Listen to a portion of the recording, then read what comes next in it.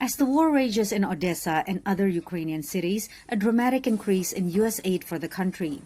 Just 2 months after Congress approved $13.6 billion to help Ukraine, President Joe Biden, warning that funding for military aid would run out in a week, requested another $33 billion. The cost of the fight is not cheap, but caving to aggression is even more costly. That's why we're staying in this.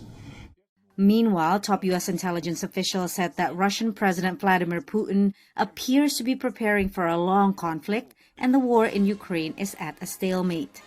Democrats, saying $33 billion was not enough, added $7 billion more.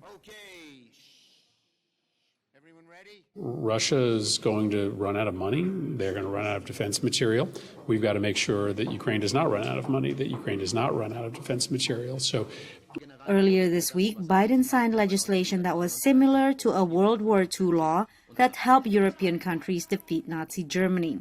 The new law allows the president to expedite sending military equipment to Ukraine. Some observers warned of Biden's increasingly hawkish posture, supported by both Republicans and Democrats in Congress.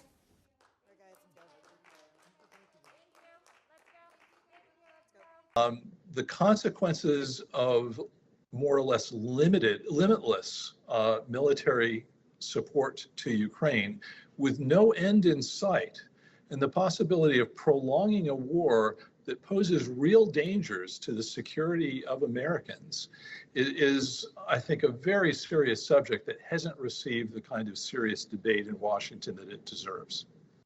Meanwhile, Congress could not agree on the $22.5 billion funding requested to combat COVID-19, including $5 billion for global pandemic response, and removed it from the Ukraine package. The decoupling was done because we wanted to move the Ukrainian issue much more quickly. I wouldn't say that that in any way should be looked at as demeaning the COVID question. Just right now, I think the Ukrainian issue is biting us quicker and harder and more immediately than COVID is. Sure. Also Tuesday, Italian Prime Minister Mario Draghi came to the White House with the message that Europeans want a diplomatic end to the conflict. People think that, at least they want to think about the possibility of bringing a ceasefire and starting again some credible negotiations. Biden did not echo Draghi's comments, and U.S. officials expressed skepticism that Russia is willing to talk. Patsy Widakuswara, VOA News, Washington.